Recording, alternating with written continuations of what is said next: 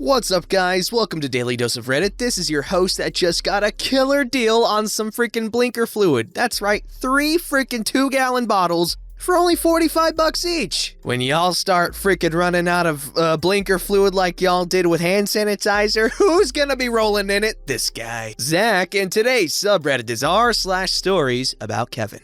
Don't forget to like, subscribe, and hit that bell to never miss an episode. This story's called Je m'appelle Kavin, Kevin's Transatlantic Adventure. I recently posted an experience I had in high school with a rather unintelligent Kevin whose stupidity was rivaled only by his libido. The details of this incident can be found here. In our junior year, our French class went on a 2-week exchange trip to France. Now, I will say this. My French was rather mediocre. I only took the class because I needed language credit, and I proceeded to spend my adulthood forgetting most of it. My self-pursued study of Mandarin Chinese has been much more fun and fruitful. But if my French was considered mediocre, then Kevin was the Nickelback of Romance languages.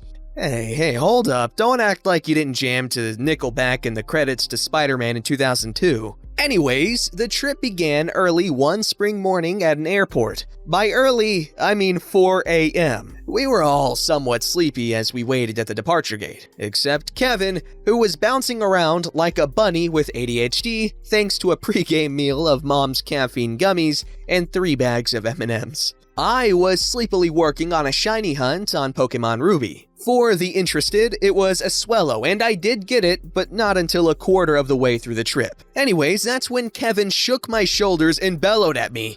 "We're going to Paris, OP?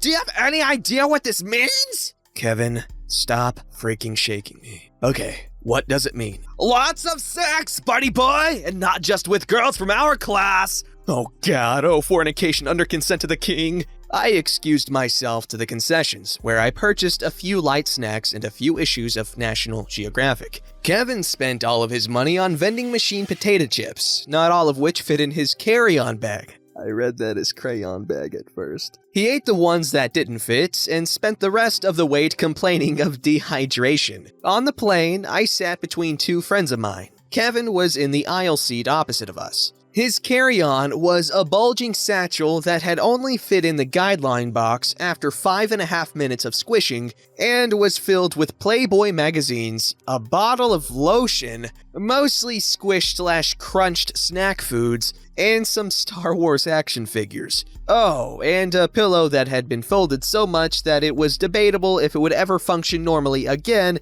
until Kevin sat on it. For comparison, mine just had a book, my airport purchases, and my Game Boy Advance. The plane took off, and Kevin screamed, "Woo-hoo!" like a 5-year-old at Disney until both one of my French teachers and a stewardess told him to shut up. He then tried to strike up a conversation with a female mutual acquaintance seated between him and myself, who I'll call Mel, about how much sex he was going to have and if she would like to participate. She wouldn't. I talked to my friends for a bit until Mel decided to get some schoolwork done, and Jeremy, another friend of ours who called dibs on the window seat like the little crap that he is, went to sleep. I resumed my shiny hunt. Both my Pokemon and Mel's biology were interrupted by Kevin pleasuring himself under the malformed pillow to a picture in one of his magazines as his seatmates looked on in disgust.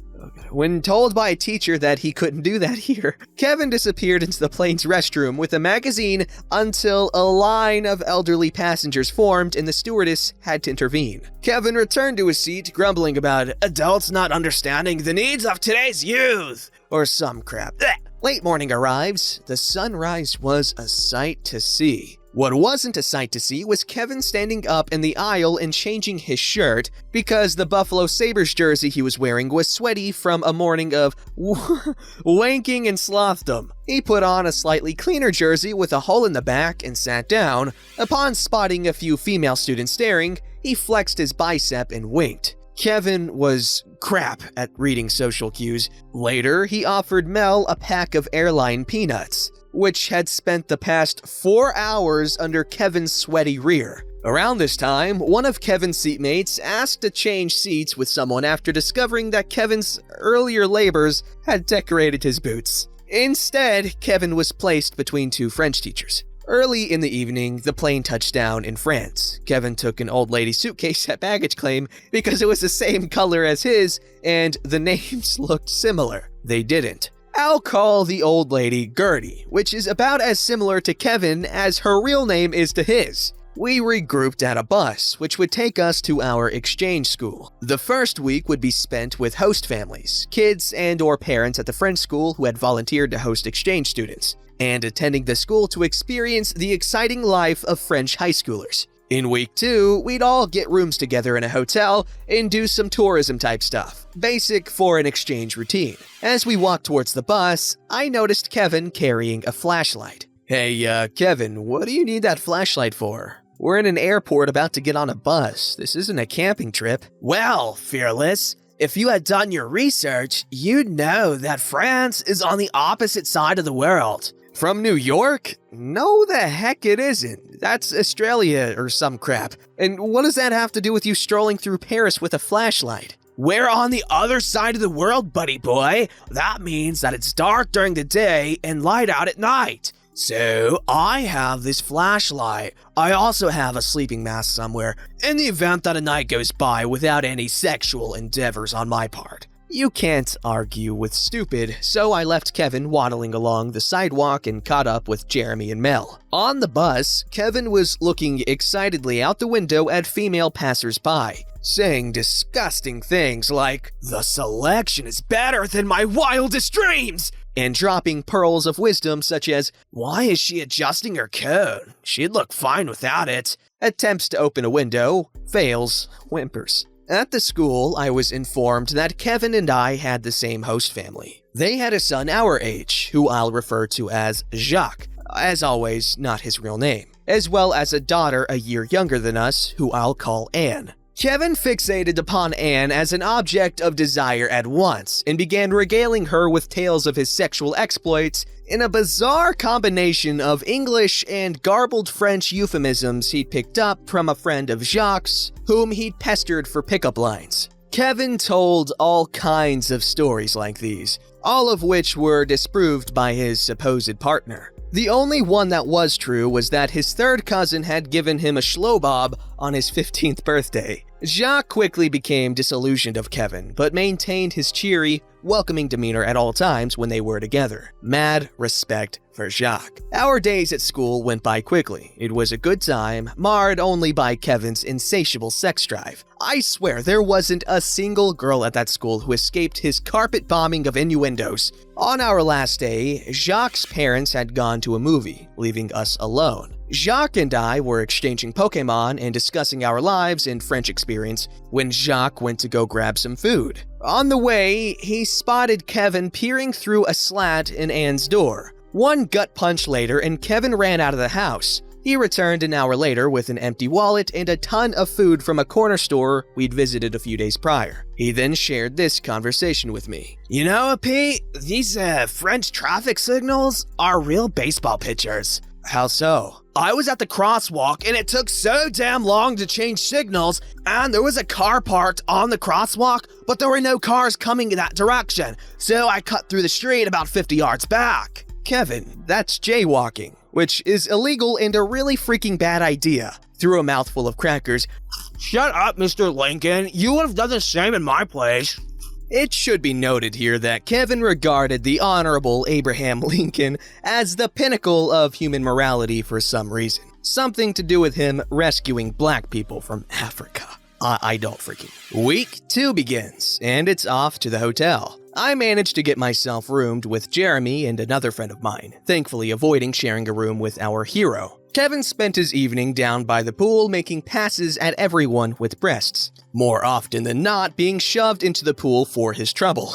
According to his roommate, he spent the whole night johnnying off and muttering the names of people he met at the pool. We were setting out for the day when someone pointed out that Kevin was absent. Further investigation revealed that nobody besides his roommate had seen him that morning, and by all accounts, he hadn't left the hotel room. One of the French teachers knocked on the door to Kevin's room, and Kevin, assuming it was one of the many females he'd given his room number to at the pool, answered the door in the nude, meat in hand, with a bath towel fetchingly draped over his shoulders. His flabby figure glistened with water drops and the shower was running. Kevin was wearing his most attractive smirk, which quickly turned into a mask of horror as he flipped the towel over his head and down to obscure his manliness, whacking the teacher with it in the process. The teacher's only response was to say, "Get dressed, we'll talk later." We spent the day touring part of Paris, where Kevin shared his theory that the Eiffel Tower was an antenna to contact aliens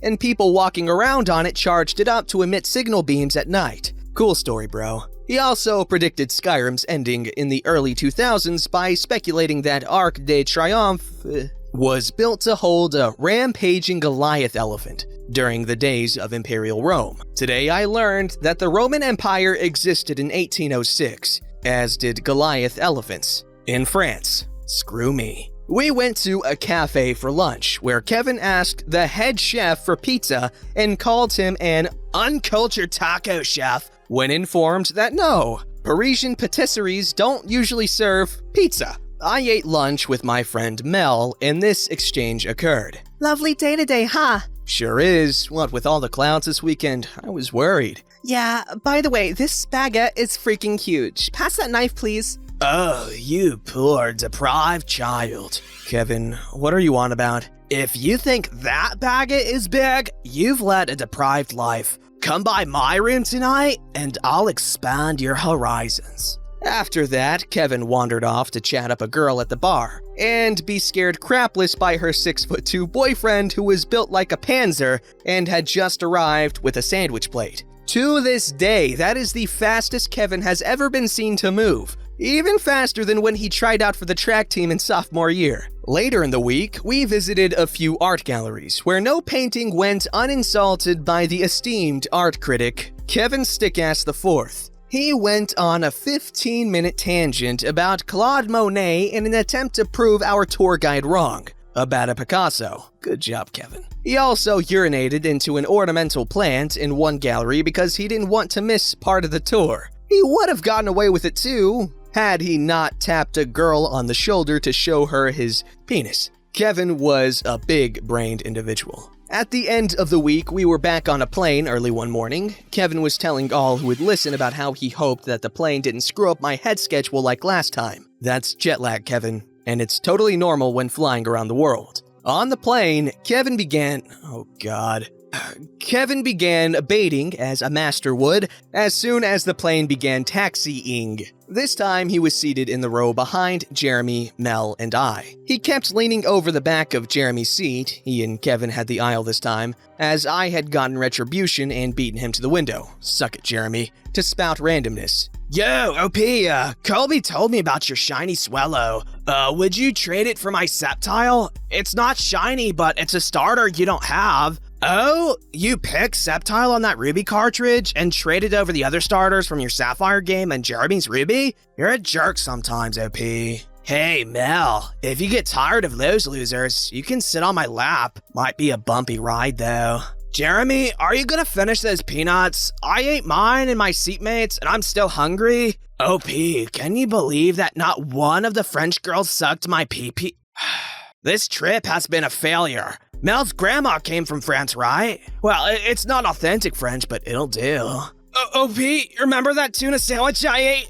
Well, I didn't realize it because I was so hungry, but tuna is a fish, and I have a fish allergy. He runs towards bathroom, returns to seat in boxers, puts on pajama pants. The bus ride back to school after we touched down in New York was uneventful, save for Kevin spending every cent he had left from the trip on candy before we left the airport and being on a sugar high the whole way home. This was my last truly eventful encounter with this Kevin, a fact of which I am very, very glad. I have no idea what he's doing with his life now, but hopefully he's not screwing up society too much. You're laughing now, but Kevin soon grew up to be the President of the United States.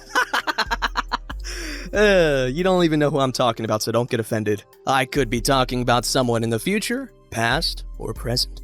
That is how you make political jokes without offending anybody, or everybody, I don't know. Anyway, this story was good, very much a Kevin, among other things. I really hope that was something he grew out of, and I really hope, I don't know, just the psychological implications here and just the possibility of the stuff he can do in the future if he escalated his behavior. It's concerning, and it's hard to ignore that when reading these stories, but it's still a good read. This guy is a good writer in terms of just writing ability. But for real, that's really concerning because there were multiple crimes committed here, right? I'm pretty sure there were multiple crimes committed. And I'm really hoping this is somewhat fictional, at least, because that's better than the alternative of everything being true and him being, a pervert and a offender of a sexual nature. This story's called Kavina Uses Household Bleach to Dye Hair. Hair Melts.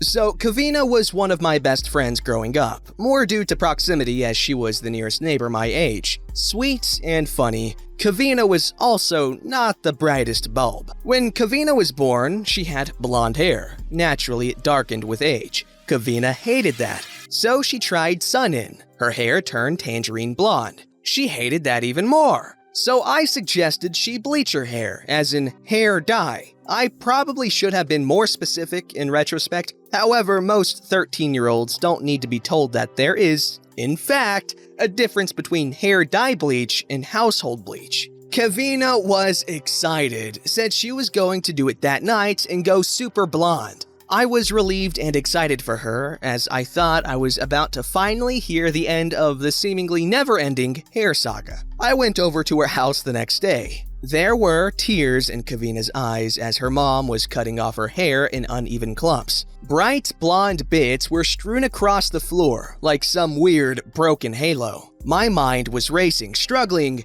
to figure out what led us here. Did Kavina use too much dye? Leave it in too long? Forget to wash out the sun-in and some weird reaction occurred? I asked Kavina if she was okay and what happened. Through a mix of what was now streams of snot and those kind of tears you only get from ugly crying, she said, "I do what you said. I used bleach, and now my hair's red." While Kavina glared at me balefully, the pit of my stomach dropped from a mix of guilt and fear. Guilt that I'd apparently destroyed my best friend's hair, and fear that Kavina couldn't handle this existential hair crisis as she was already super self-conscious about her looks. As she continued to glare at me from under patches of hair that increasingly looked like a 3-year-old's effort to cutting Barbie's hair, I struggled with what to say. Finally, I stammeringly mumbled in front of Kavina's mom, "I'm so sorry, Kavina and Mrs. Kavina. I didn't think this would happen." Now, they were both glaring at me. Great. There was a long pause as my mind raced about what could have gone wrong. I bleached my hair all the time and it never looked like this. What could have gone wrong?